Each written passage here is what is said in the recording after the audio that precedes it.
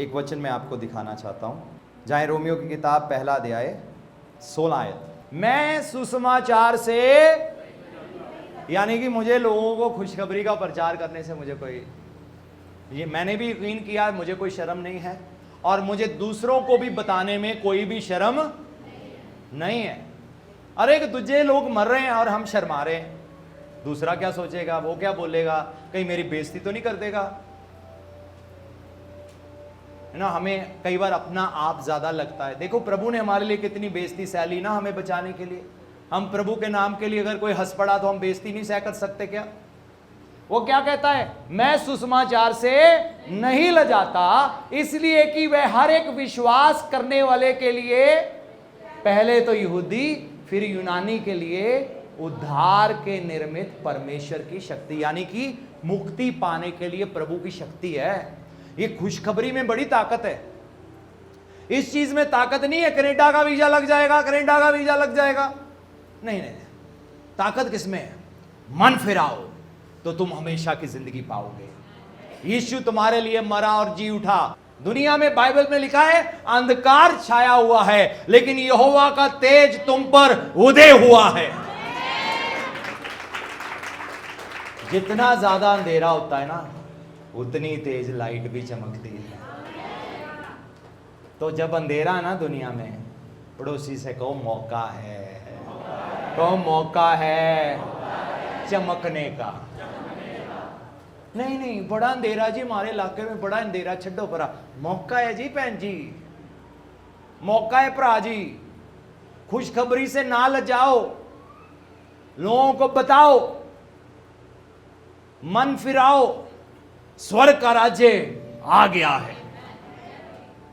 आपको क्या लगता है कोई कनाडा पहुंच के बड़ा सुखी हो जाता है? लेबर, कई तो लेबर बने हुए हैं। मैं वहां एक परिवार को मिला, नाम नहीं बताऊंगा, अरे मैं उनको देखा, मेरे रंग उड़ के 2 रात मुझे नींद नहीं आई। मैंने कहा प्रभु, वो भी दिन थे, और शायद वो ना वो गाना आ रहा था याद, खैर मैं गाऊंगा नहीं, लेकिन थोड़ा सा बता दूं, जाने कहाँ गए वो दिन। कई कनाडा वाले ये सोचते हैं वहां जाके, है ना, न शिफ्टा ना मत्था ला लिया।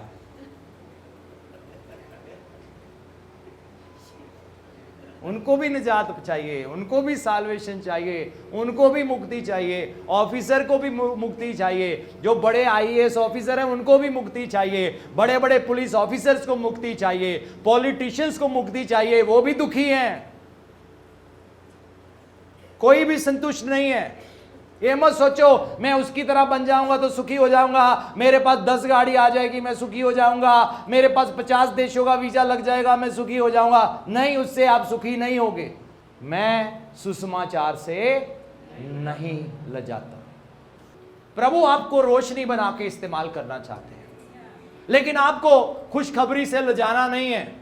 ये प्रभु की सामर्थ है, ये काम करती है। आपको नहीं पता किसके कहां दिल में काम हो जाए। मन फिर आपके लिए तैयार होना है तो अच्छा है मैं स्वर्ग राज्य की बात करूं, मैं मन फिराव की बात करूं, मैं तौबा की बात करूं, मैं यीशु मसीह पर विश्वास करने की बात करूं कि यीशु को जिंदगी दोगे, तुम्हारी जिंदगियां बदल जाएंगी, तुम्हारी जिंदगी परिवर्तित हो जाएगी, तुम्हें हमेशा की जिंदगी मिल जाएगी, तुम मर भी जाओ तो भी जियोगे।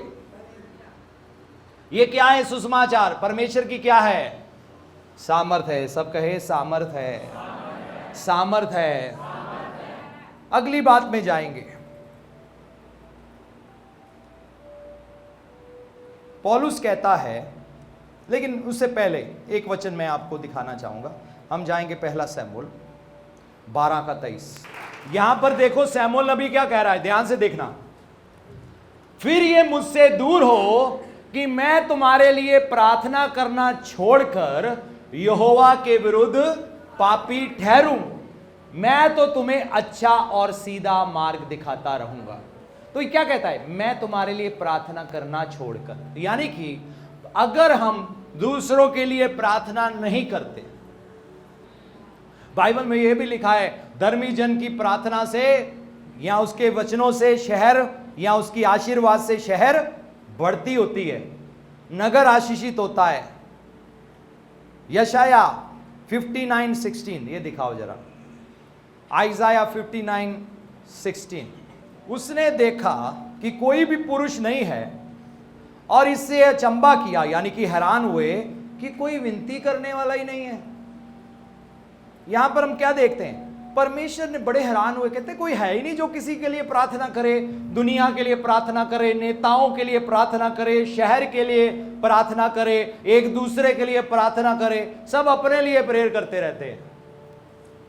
प्रभु ये दे दो, वो दे दो ना। एक ना प्रेयर वो होती है जिसे बोलते लिस्ट वाली प्रार्थना। इन्हें लोगों ने जो राशन नहीं आना होता, लिस्ट बनाते हो कि नहीं राशन के लिए, 250 ग्राम लिपटन दी पत्ती, 50 ग्राम लौंग, 50 ग्राम दालचीनी, 100 ग्राम काजू। हाय बड़े महंगे हो गए, चाहे टोटे वाले ले आए हो, 100 ग्राम टोटे वाले काजू, है ना। पूरी लिस्ट होती है। कई लोगों की प्रेयर लिस्ट भी ऐसी होती है।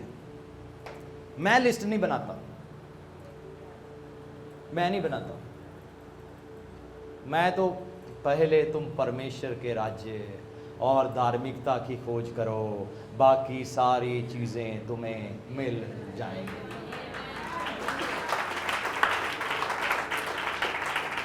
जो ये दुकानदार होते हैं ना राशन वाले, इनको नहीं पता होता आपको क्या चाहिए, लेकिन परमेश्वर जो सबको राशन देता है ना, उसको पता है हमें क्या चाहिए। वो समय समय पे पहुंचा देगा आपके लिए, फिक्र मत करो। लिस्ट मत बनाओ, उसकी बादशाहत को खोजो, उसकी मर्जी को खोजो, उसकी मर्जी पर चलो, उसके वचनों पर बढ़ते जाओ। लिस्ट ना बनाओ, प्रभु ये कर दो, वो कर दो, ABCD, नहीं, लिस्टें मत बनाओ। आप उसकी मर्जी पूरी करते जाओ, वो आपका काम पूरा कर देगा। आप उसके रास्ते चलते जाओ, दुनिया की परवाह ना करो। दुनिया क्या कहेगी। हमें लोग कहते थे बच्चों को छोड़कर जाते हो, बिगड़ जाएंगे, ये हो जाएगा, वो हो जाएगा, लेकिन हमें मालूम था प्रभु ने हमें क्या करने के लिए बुलाया है। हमने परमेश्वर पर भरोसा रखा, हमने कहा कोई बात नहीं, अगर प्रभु ने हमें कुछ करने के लिए कहा है ना, हम वो करेंगे, प्रभु सब संभालेंगे, है ना। वो क्या था, मर्जी उसकी तू करता जा, मर्जी उसकी हो, मर्जी उसकी तू करता जा, वायदा वो अपना, वायदा वो पूरा करेगा, धीरज धरे वो रहम करे। क्या वायदा है उसका, मालूम है क्या वायदा है? शेरों के बच्चे भूखे रह सकते हैं, मेरे बच्चे कभी भूखे नहीं रहेंगे। पता है वो क्या वायदा है? वो मुझे हरी हरी चारागाहों में चराता है, वो मुझे सुखदायी जल के झरने के पास ले जाता है, दुश्मनों के सामने वो मेरे लिए मेज बिछाता है, मेरा कटोरा उमड़ रहा है। आमीन। आपके दुश्मनों के सामने प्रभु आपके लिए मेज बिछाएंगे। देखना, जो आप पर हंसते हैं ना, मजाक बनाते हैं, इंतजार करो, धीरज धर वो रहम करेगा, जोली तेरी यीशु। सो आप उनकी बादशाहत, उनके राज्य, आप स्वर्ग के राज्य की तैयारी के लिए लगे रहो। क्या करना है? स्वर्ग के राज्य की ना। कितनी देर पहले शादी की तैयारी शुरू हो जाती है घरों में? 3 महीने पहले, विदेशों में 2 साल पहले, ऐसे 2 साल, हमें कम से कम 2 साल चाहिए तैयारी के लिए। हर चीज़ ऑर्डर पे, एंट्री ऐसे, ये वाला कपड़ा, ये छोटी सी भी सीन, ये वो चीज़, हर चीज़ बड़ा मुश्किल है। हमने देखा ना अपनी भांजी की शादी में उनका सिस्टम, मैंने कहा ओ माय गॉड, पूरा दौड़ लगा। कहते सिर्फ 1 साल रह गया। मैं कहा तेरे पास 1 साल है? नहीं, 1 साल बहुत थोड़ा है, बहुत भागना पड़ेगा। मैं कहा ठीक है, कोई बात नहीं। डेट फिक्स थी, पता था 1 साल है। यीशु मसीह के आने का हमें पता नहीं है, चाहे कल आ जाए, इसलिए हर समय लाड़िए कर ले तैयारियां, तेरा दूल्हा आने वाला है ना। तो आप हर समय तैयारी में रहो, हर समय मेकअप करके रहो, सोते हुए भी मेकअप करो, उड़ते हुए भी मेकअप करो। तो मैं बाहरली बिंदी सुर्खी की बात नहीं कर रहा, लेकिन मैं रूहानी मेकअप की बात कर रहा हूँ। वॉश करते रहो, धोते रहो, है ना, अपने आप को वॉश। वचन क्या करता है? हमें धोता है। क्या करता है वचन? हमें धोता है। सुबह उठते हो, नहाते धोते हो कि नहीं? हाँ, तो ऐसे वचन धोने दो। रात को सोने से पहले वचन को धोने दो, और धोकर जैसे हाथ धोकर कहीं नहाकर सोते हैं, वैसे अपने आप को धोकर हर समय वचन को वॉश करने दो, क्योंकि हमें नहीं मालूम दूल्हा कब आ जाए। तो हमेशा इस तैयारी में रहो, क्योंकि याद रखना हमारा निशाना स्वर्ग में है। और यशायाह यहां कहता है, क्या कहता है? प्रभु हैरान हो गए, कहते कोई है ही नहीं प्रेयर करने वाला, सब अपने अपने कामों में लगे हुए हैं, सबको अपनी अपनी चीजों की पड़ी हुई है, सब अपनी अपनी चीजों के पीछे भागना चाहते हैं। कोई किसी के लिए प्रार्थना नहीं कर रहा, कोई शहर के लिए प्रार्थना नहीं कर रहा, कोई नेताओं के लिए प्रार्थना नहीं कर रहा, कोई दूसरी रूहें बचने के लिए प्रार्थना नहीं कर रहा, कोई मजदूरों के लिए प्रार्थना नहीं कर रहा। यीशु मसीह ने इसीलिए कहा मजदूर प्रार्थना करो, मजदूर थोड़े हैं। कलीसिया बहुत है, लेकिन मजदूरी बहुत थोड़े लोग करते हैं। बहुत कम लोग यीशु मसीह के नाम की गवाही देते हैं। तो वो सैमुअल कहता है अगर मैं दूसरों के लिए प्रेयर ना करूं, मैं गुनाहगार हूं। कहता मैं पाप कर रहा हूं। क्या कर रहा हूं? पाप कर रहा हूं। अगर मैं प्रेयर में टाइम नहीं बिता रहा, मैं अपने देश के लिए, अपने प्रधानमंत्री के लिए, हमारे राज्य के मुख्यमंत्री के लिए, हमारे एमएलएस के लिए, पॉलिटिशियंस के लिए, गवर्नमेंट सिस्टम के लिए, और फिर सताने वालों के लिए भी प्रेयर करना है, वो भी भूल मत जाना कहीं। जो सताते हैं उनके लिए भी, जो परेशान करते हैं उनके लिए भी, जो इल्जाम लगाते हैं उनके लिए भी प्रेयर करते रहना। कलीसिया के अगुवों के लिए, परमेश्वर के सेवकों के लिए प्रेयर करते रहना, ताकि सुसमाचार सुनाने के दरवाजे खुलते रहे और मसीह का पैगाम फैलता रहे। आमीन।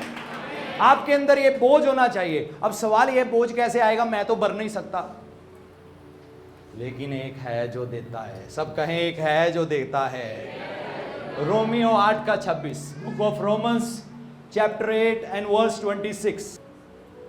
इसी रीति से आत्मा भी हमारी कमजोरी में सहायता करता है। दुर्बलता यानी कि कमजोरी में। हमसे नहीं प्रेयर होता। कितने लोग कहते हैं आपको प्रेयर करना मुश्किल है?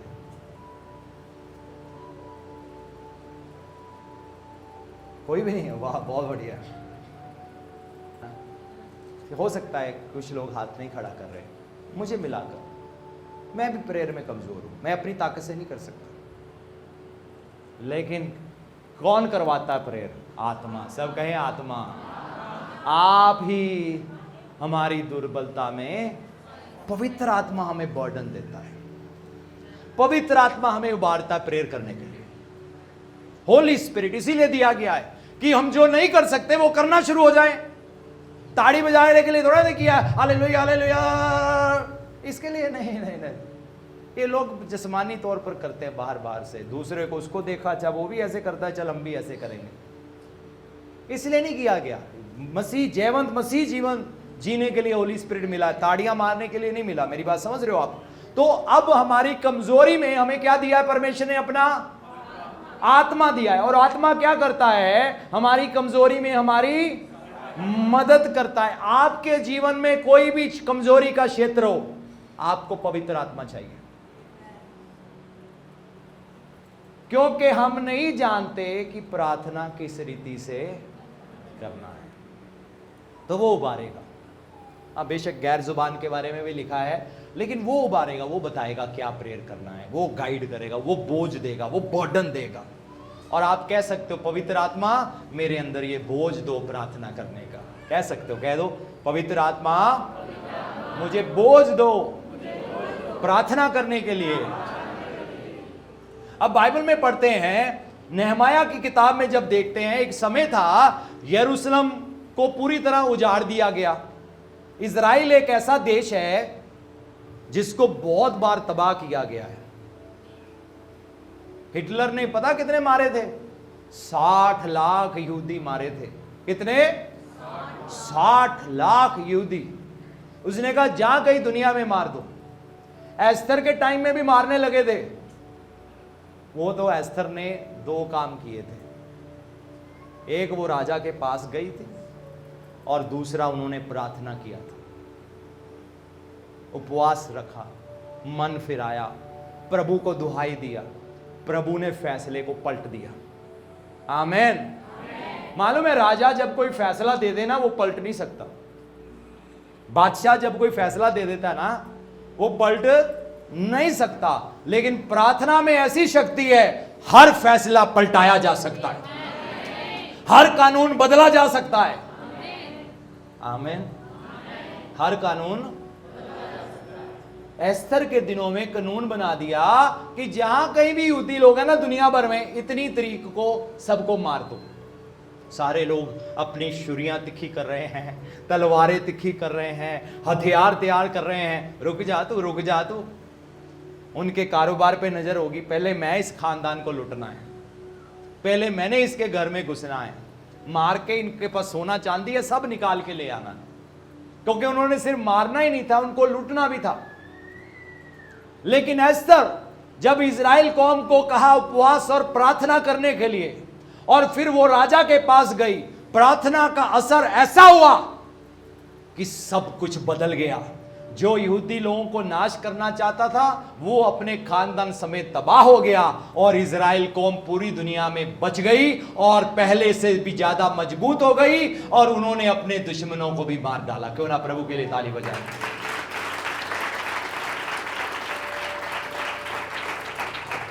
सो प्रार्थना में बड़ी शक्ति है। अब प्रॉब्लम ये है क्योंकि हम प्रार्थना नहीं ना करते, इसलिए हालात नहीं बदलते। हम हालात देख के बस डरते रहेंगे, ये हो गया, वो हो गया, ये वाली पार्टी आ गई, वो वाली पार्टी आ गई। जेडी पार्टी ने आना हुआ आता रहेगा। मैं आपको एक बात साफ कहूँ, है ना, आपने जहाँ वोट करना करो, यहाँ पर मैं कुछ आपको कह नहीं रहा। जेडी भी पार्टी ने आना आती जाती रहेगी, लेकिन आपकी प्रार्थना चाहे कोई भी पार्टी क्यों ना हो असर करेगी। आमीन। क्योंकि सबसे बड़े सिंहासन पर यीशु मसीह बैठा हुआ है, भूल मत जाना। राजाओं का राजा, प्रभुओं का प्रभु। आमीन। जोर से ताली बजाएंगे प्रभु के लिए। तो बाइबल में साफ लिखा है हमें प्रार्थना करने की जरूरत है। नेहमाया को परमेश्वर ने बोझ दिया और उसने प्रार्थना किया, प्रभु ये शहरपनाह को देखो टूटी हुई है, प्रभु ये बदलना चाहिए। वो ये नहीं कह रहा प्रभु मेरा घर मकान बना दो, वो प्रभु के लोगों के बारे में सोच रहा है। जब आप प्रभु के लोगों के बारे में सोचोगे आपका घर मकान भी बन जाएगा। आमीन।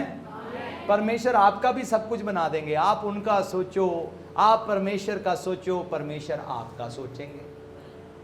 यही है ना आंध्रा बटांद्रा जिसे कहते हैं, प्रभु आपका बोझ मेरा बोझ, मेरा बोझ आपका बोझ। कहो प्रभु आपका बोझ मेरा बोझ, मेरा बोझ आपका बोझ। प्रभु आप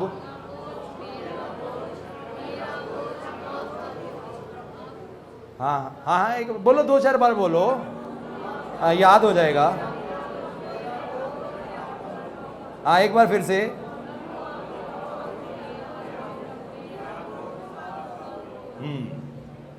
मत्ती रचित सुसमाचार 11:28। तो अब हम कहेंगे ले भाई बोझ तो बोझ ही है ना, चाहे हमारा या प्रभु का। बोझ तो बोझ ही, बोझ तो खत्म नहीं हुआ। आपका बोझ भारी है कि नहीं है कि नहीं भारी? यस भारी है। अब प्रभु का बोझ क्या है ये देख लो। हे सब परिश्रम करने वाले और बोझ से दबे हुए लोगों मेरे पास आओ, मैं तुम्हें विश्राम। अगली आयत, मेरा जुआ अपने ऊपर उठा लो। तो एक मिनट यहां प्रभु क्या कह रहे हैं? मेरा बोझ तुम्हारा बोझ।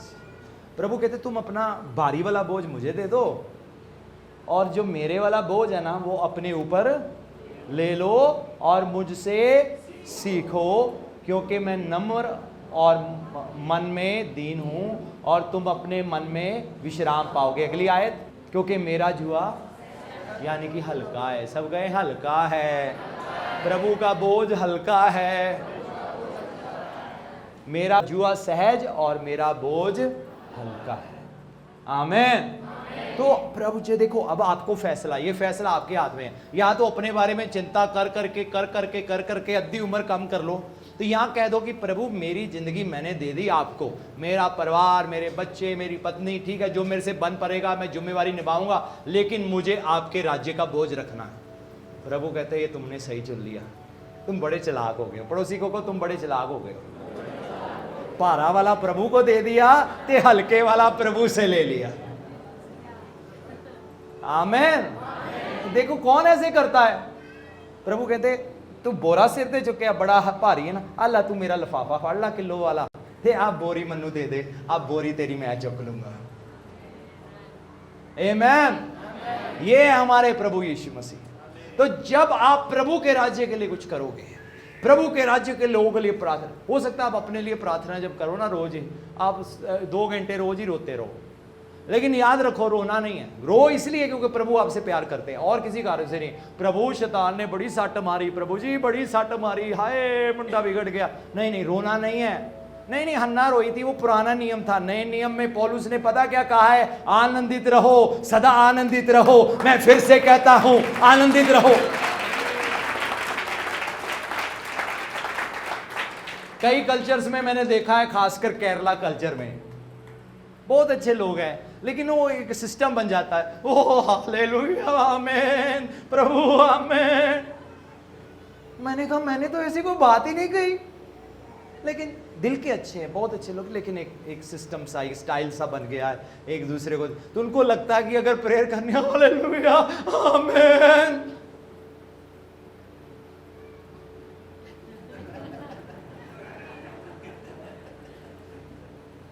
अच्छे लोग हैं, नहीं ना आते, हमें प्रभु का ना पता लगता। बड़ी कुर्बानियां दी हैं उन लोगों ने हम तक वचन पहुंचाने के लिए,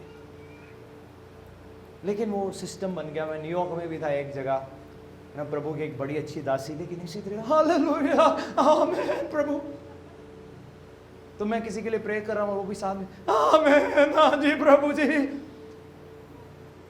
नहीं, आनंदित रहना है। क्या करना है? आनंदित रहना है। हमें शैतान, हम जब रोते हैं वो हंसता है, जब हम हंसते हैं वो रोता है। उसने कहना मैंने इनको इतनी सट पहुंचाई, ये अभी भी हंसी जा रहे हैं, छड्डो पर इन्होंने नहीं तंग करना, इतने तो मेरा मजाक ही बन जाता है। मैं सच कह रहा हूं, वो चले जाता है। यीशु मसीह के पास से गया था कि नहीं गया था? उन्होंने डांटा था उसको? नहीं डांटा नहीं था, बेइज्जती की थी उसकी। लिखा है, लिखा है, लिखा है। उन्होंने कहा यार इत्थे तो कोई फर्क ही नहीं पैंदा, आदम हवा नूं मूर्ख बनाता, इनू कोई मूर्ख नहीं बना सकता। और बाइबल में लिखा है उसके बाद शैतान चला गया। क्या किया? क्या किया उसने? जब उसने देखा इनको वचन पता है, पता है वो किनके बुए बार बार खड़काता है शैतान, या कहां घुसता है, इनको वचन ही नहीं पता। नहीं नहीं हम तो 4 घंटे मलते हैं, यीशु का लहू दरवाजे पे बोला, छत पे बोला, इधर बोला, जो मर्जी करते रहो। एंड ऑफ द डे उसने देखना है वचन पता है या नहीं पता। और जब देखता है ना वो पता है, फिर आपको ज्यादा युद्ध नहीं लड़ना पड़ता। ए शैतान, लिखा है, ओके मैं जा रहा हूं। सच में आपको उसको डांटना भी नहीं पड़ेगा। यीशु मसीह ने डांटा नहीं, लेकिन उसका मुंह काला करके उसको भेज दिया।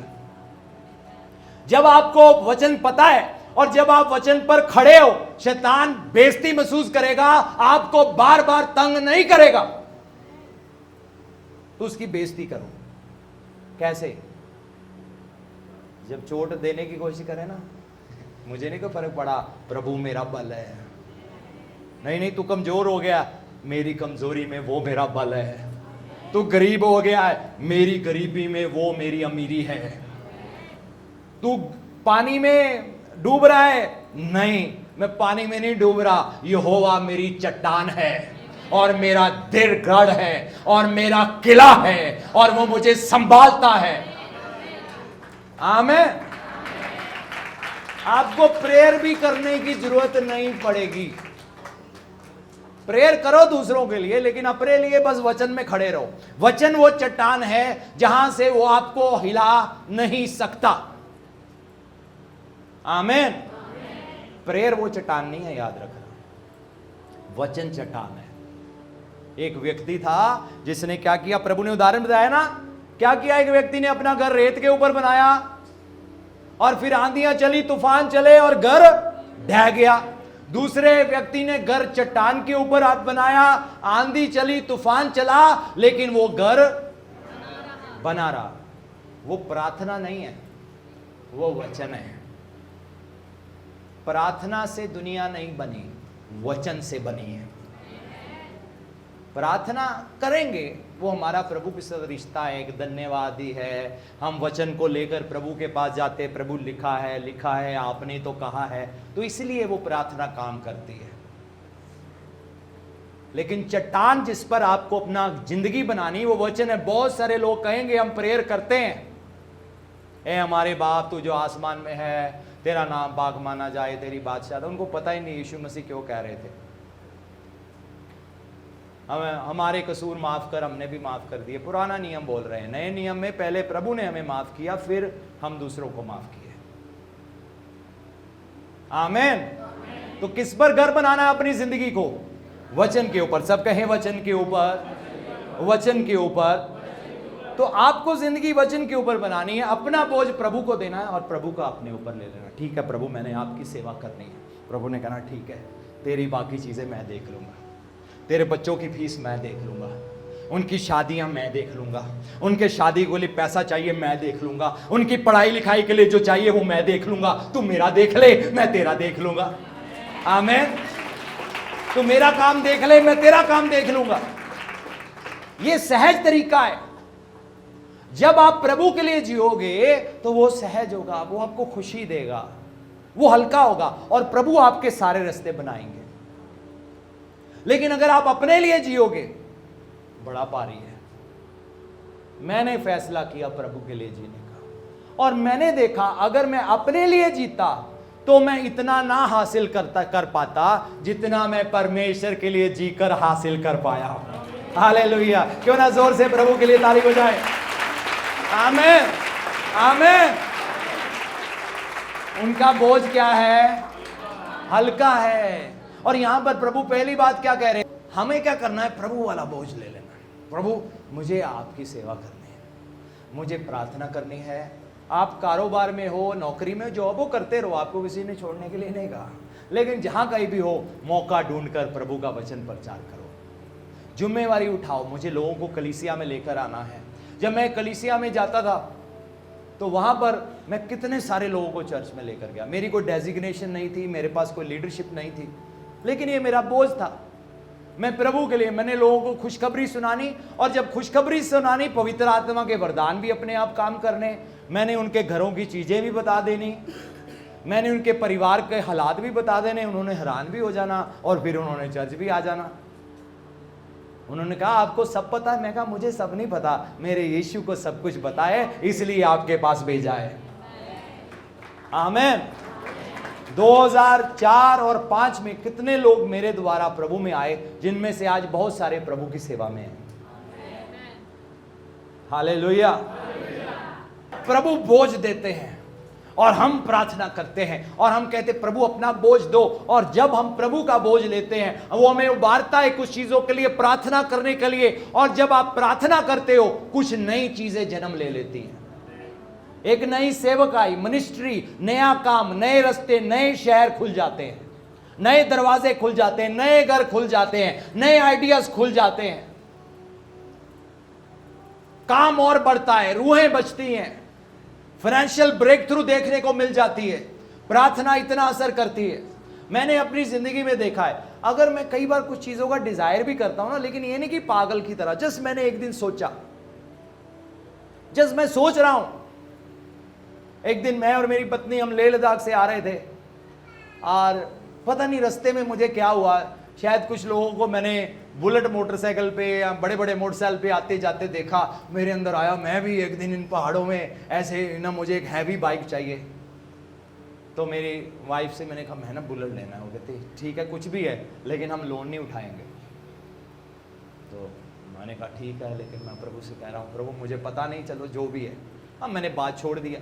2 घंटे बीते, एक जगह पहुंचा, किसी पास्टर के घर, वहां बैठा हूं और बातों बातों में उस पास्टर ने मेरे से पूछा, आपको मोटरसाइकिल चाहिए? मैंने कहा क्या मतलब? कहते आपको मोटरसाइकिल चाहिए? मैंने कहा हाँ चाहिए। मेरे पास एक इंटरनेशनल एक अच्छा हैवी मोटरसाइकिल है, 1 साल हो गया खरीदा है, अंदर खड़ा हुआ है, सिर्फ 500 किलोमीटर चला है, आप देख सकते हो, आप ले सकते हो। मैंने कहा मुझे देखने की जरूरत नहीं है, मैं लेने को तैयार हूं। 2 घंटे भी नहीं बीते। हालेलुया। जब हम प्रभु के लिए डिजायर रखते हैं, और अगर आप छोटा सा डिजायर भी अपनी चीजों के लिए रखते हैं ना, प्रभु रास्ता खोल देते हैं।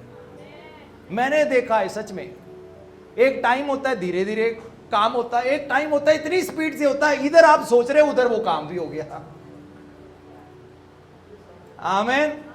अब मैं अमेरिका में था, मेरे एक दोस्त की बेटे के पास मोटरसाइकिल था, बड़ा हैवी वाला। अब मैं आपको चीजों का लालची नहीं बना रहा, लेकिन जस्ट मैं आपको बता रहा हूं, समझ रहे हो? ये मत सोचो कि मैं जस्ट बता रहा हूं। मैंने मोटरसाइकिल चलाया, मुझे बड़ा अच्छा लगा। अब मैंने चलाना कहाँ है, मेरे पास कहाँ टाइम है इतना ज़्यादा कि मैं वो मोटरसाइकिल चलाते फिर। तो बस मैंने बड़ा अच्छा है यार, इंडिया में कोई चाहिए 700-800 सीसी का कुछ मोटरसाइकिल हो। चलो सोचा, एक आधा दिन छोड़ दी बात, क्योंकि मैं मूर्ति नहीं बनाता किसी चीज़ को।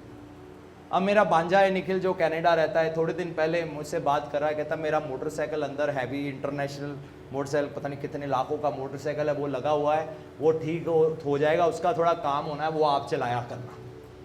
वो मैं मन में सोच रहा हूँ, मैंने कहा प्रभु अभी मैंने सोचा ही था, लेकिन देखो आप कैसे काम करते हो। मैं चलाऊं या ना चलाऊं वो स्टोरी अलग है, मुझे ये चीज़ें एक्साइटेड नहीं करती। एक दिन की एक्साइटमेंट होती है बस। कितनी दिन की? एक दिन की। ये मत सोचना अगर मुझे कोई अच्छी चीज़ मिली मैं अब 2 महीने उस चीज़ को लेकर, नहीं, वो सिर्फ 1-1.5 दिन का टॉय होता है, खिलौना होता है, हम थोड़ा खेल लेते हैं, बाद में सब नॉर्मल हो जाता है लाइफ में। लेकिन यीशु मसीह के लिए एक्साइटमेंट कभी भी खत्म नहीं होती। आमीन। आप विदेश पहुंच जाओगे ना, हम विदेश जा रहे हैं, आपको 2 दिन की एक्साइटमेंट होगी, 4 दिन की, 5वां दिन आप कहोगे अब घर वापस जाना है, डैडी वापस साथ लो, बड़ी बड़ी गलती हो गई, हुन कर्जा चुकन नहीं कहूंगा। 4-5 दिन की एक्साइटमेंट थी, खत्म हो गई। अब हम भी विदेश जाते हैं, हमें कोई फर्क नहीं पड़ता। कई लोग बहुत कहते हैं अब हम घुमाएंगे, बहुत हद है, कहीं 1-2 बार हम कहीं चले गए हों बस। हमने कहा नहीं, हम यहाँ प्रेयर में बैठना चाहते हैं, और जिस मकसद के लिए हम आए हैं वो घूमना नहीं है। एक पास्टर ने हमें बुलाया, फिलाडेल्फिया में हम गए प्रीच करने के लिए, आप आ रहे हो, हमने आपको बहुत सारी जगह घुमाने लेने जाना। मैंने कहा मैंने घूमने नहीं जाना, आप हमें बताओ हम कहाँ मीटिंग्स कर सकते हैं, किन लोगों तक पहुंच सकते हैं। हम घूमने के लिए जब आएंगे तब घूमने के लिए आएंगे, लेकिन इस समय हम प्रभु का वचन प्रचार करने के लिए आए। आप बीच में छोटी छोटी ब्रेक ले लेते हैं, ये बात नहीं है, लेकिन उतना नहीं घूमते जितना दुनिया सोचती है। लेकिन वो भी कुछ पल का, वो भी हार्डली, क्योंकि एक टारगेट है, एक मकसद है यार, लोगों तक पहुंचना है। वही समय हम प्रेयर में बिता ले, वही समय मैं और मेरी वाइफ हम प्रेयर करते हैं, बाइबल पढ़ते हैं और प्रभु का वचन प्रचार करते हैं। जब हम प्रभु की चीजों की चिंता करते हैं ना, प्रभु आपकी चीजों की चिंता करनी शुरू हो जाएंगे।